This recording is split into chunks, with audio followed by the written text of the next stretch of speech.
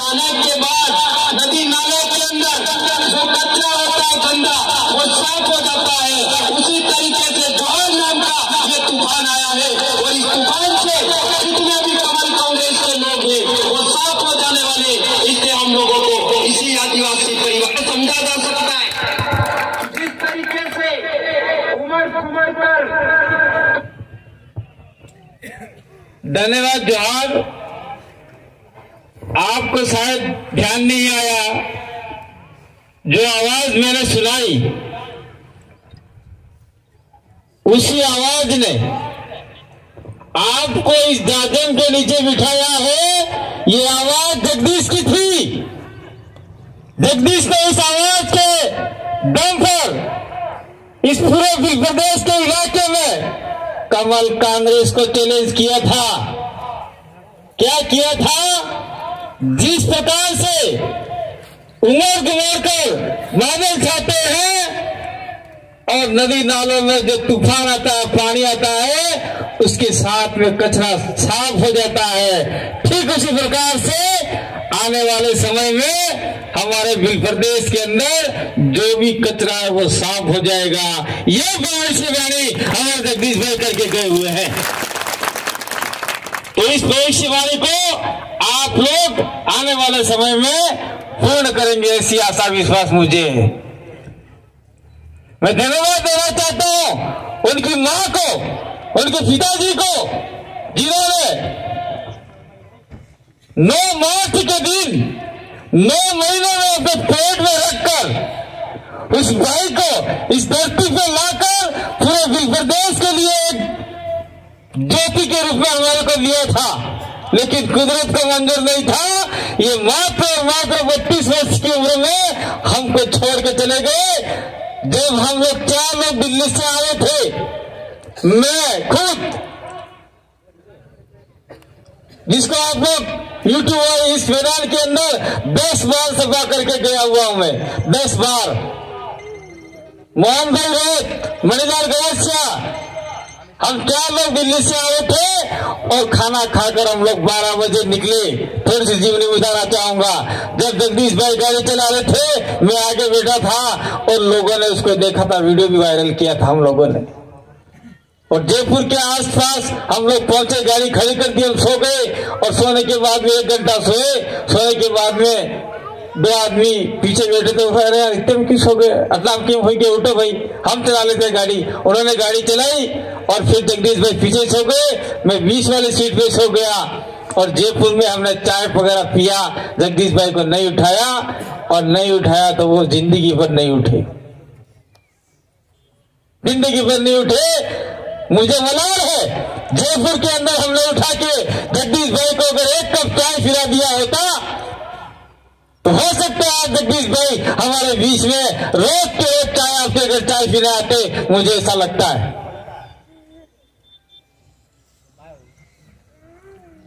मैं धन्यवाद देना चाहता हूं हमारे बीच में बैठे हुए राजकुमार जी रोज, वो उस समय जयपुर में थे और तत्काल से मुख्यमंत्री को, सभी मंत्रियों को फोन कर दिया और मुझे मृत अवस्था में हॉस्पिटल में एडमिट करवाया।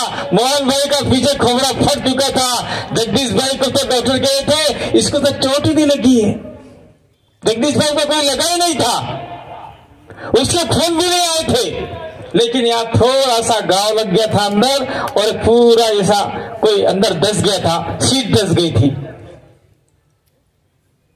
और वो हॉस्पिटल उनको इमरजेंसी गाड़ी में बिठा भी नहीं रहे थे। फिर भी मोहन भाई ने कहा मुझे खून आ रहा है, लेकिन जगदीश को ज्यादा चोट लगी, इसको गाड़ी में बिठाओ। और हम लोग बाहर से हॉस्पिटल गए, उससे पहले सारे डॉक्टर तैयार थे। लेकिन बड़े दुर्भाग्य की बात है, जयपुर के एंटर होते ही जो आपका टोल नाका है, टोल नाका से मात्र 200 मीटर की दूरी पे मेरे भाई जगदीश भंडारे ने अपना दम तोड़ दिया और वो आज हमारे बीच में नहीं रहे। आज जिसकी हम लोग 33वीं जन्म जयंती मना रहे हैं,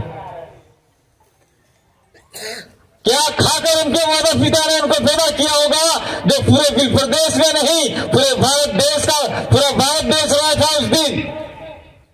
और आज तक वो हम रो रहे हैं और आज तक उनको याद करते रहेंगे। मैं कहना चाहता हूं उनके परिवार को कि आप लोग कतई घबराए नहीं। ठीक है, हम लोग जगदीश की कमी पूरी नहीं कर सकते, लेकिन आने वाले समय में जगदीश के सपनों को हम लोग पूरा करेंगे, विल प्रदेश बना के रहेंगे, जावल फलासिया का जो भी काम अधूरा है उसको पूरा करके रहेंगे। मैं और बात कहना चाह रहा हूं, वो अपना राजू भाई बम्बोरी किधर गए? वो खड़े हो, एक बार खड़े हो जाओ। ए भाई मेरे को थोड़ा पानी देना एक जरा सा, इसको फेंक दो, दवाई थोड़ी चल रही, पानी दे दो मेरे को।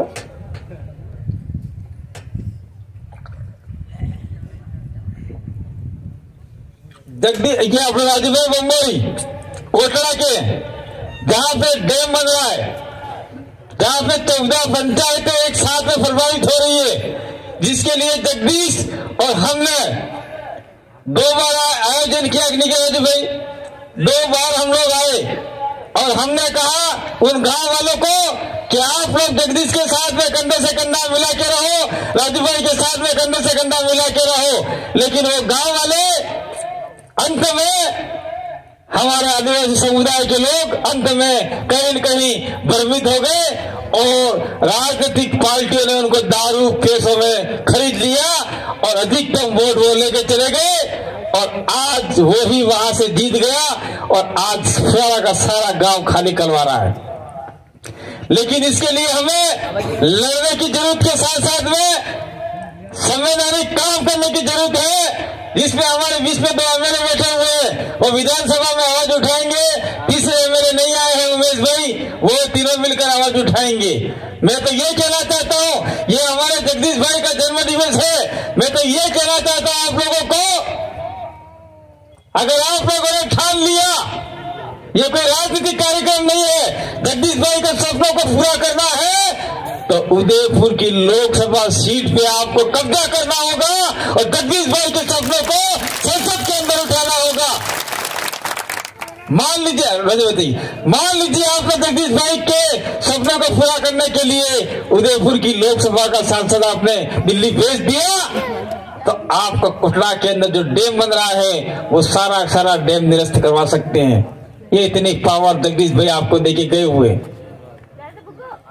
उनके भाई जगदीश के भाई जो आपके दिनेश पांडे आपके बीच में बैठे हुए, दिनेश पांडे सारे कार्यक्रमों में क्या करते थे, छोटे छोटे माइक लेके के बोलते नहीं थे, लेकिन आज दिनेश को भी हमने सिखा दिया है। मैं आज मेरे बीच में मेरा भाई नहीं है, मैं कहना नहीं चाहता हूँ, ये मेरे बीच में खड़े अमित, उनको भी कहना नहीं चाहता हूँ, आजाद बैठा हुआ है मेरे बीच में, मैं कहना नहीं चाहता हूँ, लेकिन आज कह देता हूँ इस मौके पर, जगदीश भाई मन्नारे जो हमारे बीच में नहीं है, वो कहीं न कहीं मुझे अपना राजनीतिक गुरु मानते थे। अमित भी राजनीतिक गुरु मानता है, आपका ये आजाद भी राजनीतिक गुरु मानता है। मैं कोई गुरु नहीं हूं, लेकिन मैंने उनको सिखाने का काम किया, बुलवाने का काम किया, सरकार और प्रशासन से कैसे बात करना है, कलेक्टर से कैसे बात करना है, ये सारे गुरु हमने सिखाए। और आज हम लोग डरने हैं क्योंकि हमारे बीच में आदमी नहीं होते हुए भी उसका कारवा आगे बढ़ रहा है।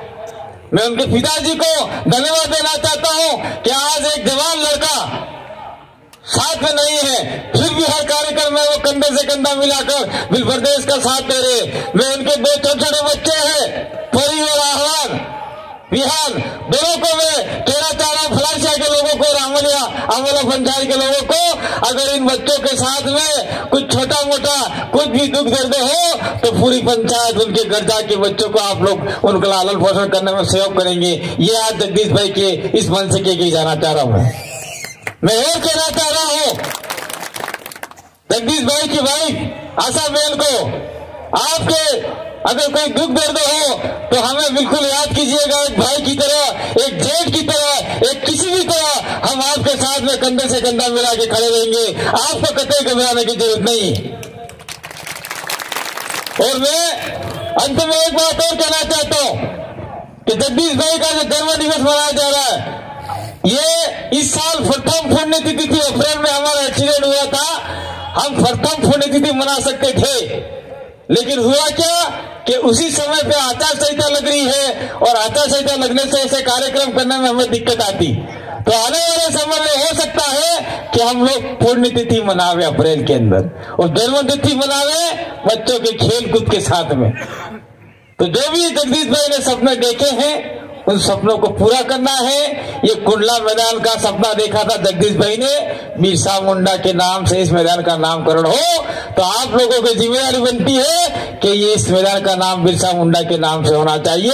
और मैं जितने भी लोग हैं उनको कहना चाहता हूँ कि जहाँ जहाँ तिराए चौराहे फरते हैं वहां अपने महापुरुषों के फोटो और स्टेच्यू जो भी बोर्ड लगा रहे हैं उसके साथ साथ में जगदीश भाई मन्नारे का भी बोर्ड लगा दीजिए, ताकि आने वाली पीढ़ी देखेगी कि ये आदमी कौन था, ये इसका क्यों लगाया स्टेच्यू, क्यों लगाया मूर्ति। तो लोग कहेंगे ये 5वीं अनुसूची के बारे में जानकारी देने वाला था, ये आदिवासियों को एक करने वाला था, ये हमारे हक अधिकारों को लड़ने के लिए लड़ाने वाला था, ये लड़ाकू आदमी था।